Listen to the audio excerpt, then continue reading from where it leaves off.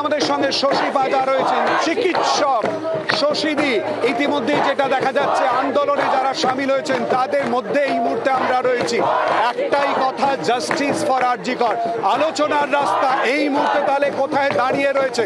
আমরা জানি একটু আগেই নবান্ন থেকে সাংবাদিক বৈঠকও করা হয়েছে।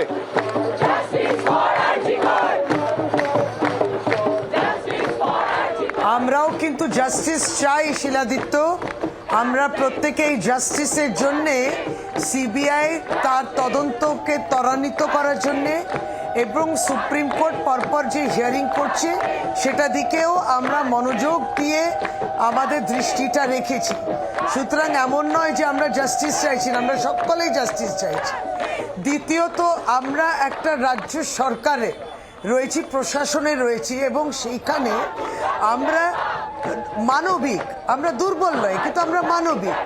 আমরা দীর্ঘদিন সংযত রয়েছি এবং আমরা মনে করি, যেটা আজকে সাংবাদিক সম্মেলনও বলা হয়েছে, সে রাজ্য সরকার কিন্তু একবারই একটা খোলা মনে আলোচনা করতে চায়, কিন্তু কোথাও না কোথাও আমরা দেখছি, কারণ আমরা কি নিয়ে কথা বলবো? আমরা বলছি, সুপ্রিম কোর্টও বলেছে রাজ্যের মানুষেরও তো দাবি আছেন, যারা স্বাস্থ্য পরিষেবা পেতে চান, হাসপাতালে গিয়ে ফিরছে। ইতিমধ্যে আপনারা দেখেছেন যে কত মানুষ এর সার্জারি হচ্ছে না, অপারেশন হচ্ছে না, এবং আউটডোরে যেভাবে বহিরাগত আপনার বহির্বিভাগে যে রুগীর উপস্থিতিতে, সেটা আপনি দেখতেই পাচ্ছেন যে কত কম রয়েছে। সুতরাং সেখানে কোথাও না কোথাও মানুষ তো তার চিকিৎসার জন্য কোথায় যাবে? সেই চিকিৎসার ক্ষেত্রে, এই স্বাস্থ্য পরিষেবার ক্ষেত্রে আমরা প্রত্যেকে দায়বদ্ধ, যেমন ডাক্তাররা, আমরাও প্রশাসনের পক্ষ থেকে। তাই আমরা বলছি, যখন এইটা নিয়ে, স্বাস্থ্য পরিষেবা নিয়ে আলোচনা, যেখানে সুপ্রিম কোর্টও বলে দিয়েছে যে স্বাস্থ্য পরিষেবা যেন ব্যাহত না হয়, এবং 9 তারিখে বলে দিয়েছিল যে অবশ্যই যেন 10 তারিখে 5টার মধ্যে তারা যেন আবার পরিষেবাটা আরম্ভ করুক। যেমন তদন্ত চলবে, তেমন বিচারের অপেক্ষায়, এবং নিশ্চয়ই আমরা দৃঢ় এই বিচারটা হতে হবে। শশীদি প্লিজ একটুখানি থাকুন। শশীদি, আপনার এই কথার প্রসঙ্গ ধরেই আমি একটুখানি প্রতিক্রিয়া নিয়ে নেব। আমাদের সঙ্গে বিজেপির প্রতিনিধি শারদ দত্ত বাবু রয়েছেন। শারদ দত্ত বাবু, রাজ্য সরকার খোলা মনে আলোচনা করতে চাইছেন বলে বলছেন শশী বাজা, কিভাবে দেখছেন, কি বলবেন? মাননীয় মন্ত্রী ডক্টর শশী বাজার কথাটা ভালো লাগলো, যে উনি এতদিন পরে বলতে শুরু করেছেন ওনারা জাস্টিস চান। সেগুলো মনে হয় ওই 9ই আগস্টে মনে আসেনি, তখন একটা ইনজাস্টিস করেছিলেন ওনারা। কি ইনজাস্টিস সেটা ভালো করে উনি জানেন। ওনারই পুলিশ প্রশাসন ডিসি নর্থ সেখানে গিয়ে টাকা দেওয়ার প্রস্তাব রাখেন নির্যাতিতার মা বাবাকে। ওনারই পুলিশ প্রশাসন ডিসি সেন্ট্রাল। আমরা কেউ বলিনি যে ঠাকুর ঘরে কে আমি কলা খাইনি শুরু হয়ে গেল। কেউ কিন্তু জানতে চায়নি, যখন ভিডিওটা ভাইরাল হলো, ক্রাইম সিনে হাজার হাজার লোক ঘুরে বেড়াচ্ছে, প্রায় ক্রাইম সিন না দুর্গাপুজোর মণ্ডপ সেটা বুঝতে পারিনি, তখন ওনারই পুলিশ প্রশাসন ডিসি সেন্ট্রাল ইন্দিরা মুখার্জি উনি বলতে শুরু করলেন যে ওনারা নাকি 50 ফিটের মধ্যে 20 ফিট 25 ফিট 40 ফিট আটকেছেন, তার বাইরে লোকে ঘুরে বেড়াচ্ছে। একজন লাল শার্ট পরা টাক মাথা ভদ্রলোককে দেখিয়ে উনি শনাক্তকরণ করে দিলেন যে উনি ফিঙ্গারপ্রিন্ট এক্সপার্ট। পরবর্তীকালে দেখা গেল যে ওই ফিঙ্গারপ্রিন্ট এক্সপার্ট যাকে ইন্দিরা মুখার্জি শনাক্তকরণ করেছিলেন, তিনি আসলে, আমার প্রশ্নটা কিন্তু ছিল, আলোচনার রাস্তা খোলা রয়েছে শশীদি বলছেন, এবং তারই সঙ্গে সদিচ্ছার কথা বলছেন। আমি উত্তর নেওয়ার চেষ্টা করব। চিকিৎসক গৌতম দাস ইতিমধ্যে আমাদের সঙ্গে আলোচনায় অংশগ্রহণ করেছেন। গৌতম বাবু, স্বাগত জানাচ্ছি। কিন্তু সায়নের কাছে যাব। সায়ন, যে কথাটা বলা হচ্ছে সদিচ্ছার কথা, এই মুহূর্তে যেখানে দাঁড়িয়ে রয়েছি, সায়ন তুমি দেখতে পাচ্ছ স্লোগান বলে দিচ্ছে যে মূলত কোথায় দাঁড়িয়ে রয়েছে। সায়ন, চলে যেত, সরকারের কোনো সদিচ্ছা নেই বলেই বুঝতে পারছি যে ছেলে মেয়েরা যাচ্ছে না। দেখো শিলাদিত্য, প্রথম কথা হচ্ছে রাজ্যের সরকার প্রথমেই বলে দিয়েছে কোনো শর্ত দিয়ে, আমি প্রত্যেকের কাছে আলাদা আলাদা ভাবে যে সায়ন বলো। হ্যাঁ, আমি বলছি রাজ্যের সরকার প্রথমেই বলে দিয়েছেন যে কোনো রকমের শর্ত দিয়ে আলোচনা নয়, শর্ত ছাড়া আলোচনা করতে আসুন, আমরা ওয়েলকাম করছি। কিন্তু রাজ্য সরকারের শর্তটা রাজ্যের মুখ্যমন্ত্রী ঠিক 2 দিন আগে মুখ ফুসকে বলে ফেলেছেন। 30 দিন হয়ে গেছে, এবার উৎসবে ফেরুন। এটা হচ্ছে রাজ্যের সরকারের একটা প্রাথমিক শর্ত। আমি তোমাকে খালি মনে করিয়ে দিতে চাই, এই রাজ্যের বুকে তৃণমূল তখন বিরোধী দল ছিল, আমরা তখন সরকারে ছিলাম। সিঙ্গুরের বিষয় নিয়ে আমরা সেই সময় খোলা মনে আমরা কোনো শর্ত রাখা যাবে না ইত্যাদি বলিনি। আমরা সেদিনকে রাইটার্স ছেড়ে রাজভবনে গিয়ে মিটিং করতাম এই মমতা বন্দ্যোপাধ্যায়ের সাথেই, যাতে আলোচনার পথ খুঁজে পাওয়া যায়।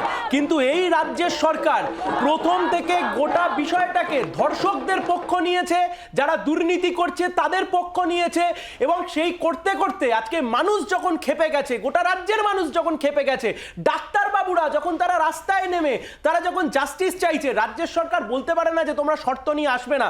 আমি একটা কথা স্পেসিফিক রাজনীতির কথা যেমন বলছো, আমরা অত দূরে যাব না। আমরা বর্তমান যে পরিস্থিতি তৈরি হয়েছে মূলত সেই নিয়ে আলোচনা করার চেষ্টা করব। চিকিৎসক আমাদের তরফ থেকে গৌতম বাবু রয়েছে।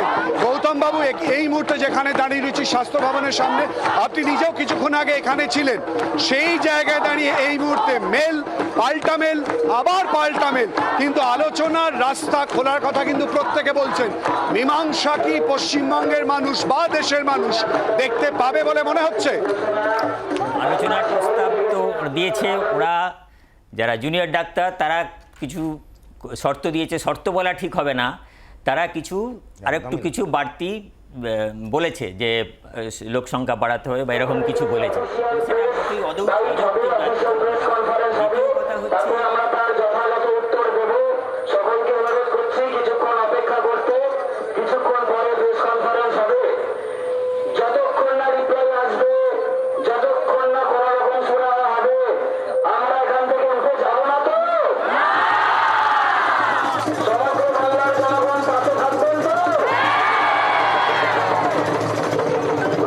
ছাত্রদের তরফ থেকে কিন্তু গৌতম বাবু আপনাকে থামানোর জন্য দুঃখিত, এবং ইতিমধ্যেই জানিয়ে দেওয়া হলো তারা নিজেদের মধ্যে আরো আলোচনা করছেন এবং অতি দ্রুত তাদের বক্তব্য সংবাদ মাধ্যমে কিন্তু তুলে ধরা হবে।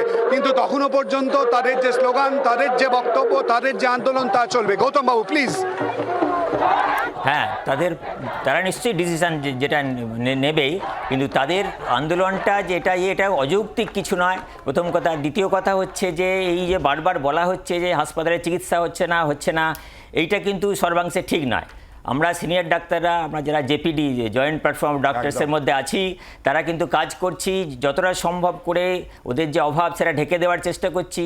এমার্জেন্সি পেশেন্ট ফিরে যাচ্ছে না, নিশ্চয়ই কিছু কোল্ড অপারেশন বা দেরি হচ্ছে। গৌতম দাকে একটু থামাবো এই কারণেই, যে লিস্টটা কপিল সিব্বল দিয়েছিলেন সুপ্রিম কোর্টে 23 জন নাকি মারা গেছেন চিকিৎসা না পেয়ে, সেই দাবি গৌতম বাবু করছেন যে কেউ ফেরত যাচ্ছেন না, এমার্জেন্সি সার্ভিস তাদের তরফ থেকে দেওয়া হচ্ছে। শশীদি আমাদের সঙ্গে রয়েছে। শশীদি, আপনি নিশ্চয়ই শুনতে পাচ্ছেন, যেখানে দাঁড়িয়ে রয়েছি স্বাস্থ্য ভবনের সামনে, আপনার খুব পরিচিত জায়গা, যেটা এই মুহূর্তে আন্দোলন হচ্ছে ছাত্রছাত্রীদের।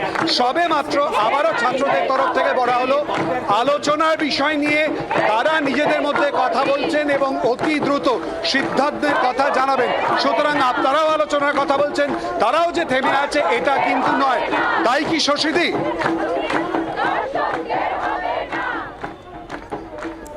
দেখুন শিলাদিত্য, একটা বলি যে আমাদের সঙ্গে যারা বসছেন, বলছি যে আন্দোলনের যুক্তি নিয়ে আমরা কোনোদিন চ্যালেঞ্জ করিনি। আন্দোলনটা তো তারা করছেন জাস্টিসের জন্য, আমরাও যে দাবিটা রেখেছি জাস্টিস। সুতরাং ওই যেভাবে আমাদেরকে একটু বদনাম করার, এটা ঠিক নয় যারা প্যানেলে বসে আছে। দ্বিতীয়ত হচ্ছে যে সমস্ত তথ্য যেটা চলছে এই সবটাই কিন্তু সিবিআই তার ইনভেস্টিগেশনের আওতায় আসে, যে ঠিক আছে সিন অফ ক্রাইমে কে ছিল ইত্যাদি। সুতরাং এটা নিয়ে আপনারা আমরা আলোচনা করে লাভ, এটা সিবিআই ইনভেস্টিগেশন করে সুপ্রিম কোর্টে দেবে। তৃতীয়ত হচ্ছে যে রাজ্য সরকার কিন্তু আপনি দেখবেন স্বাস্থ্য দপ্তরের পক্ষ থেকে মাননীয় প্রধান সচিবও আলোচনা করেছেন। এক এক স্তরে এক একবার আলোচনা হয়েছে, 21 তারিখে হয়েছে, 23 তারিখেও হয়েছে। প্রতিটি সময় আমরা কিন্তু প্রয়াস করেছি রাজ্য সরকারের পক্ষ থেকে। বাংলার আওয়াজ, বাঙালির আবেগ, জি 24 ঘন্টা।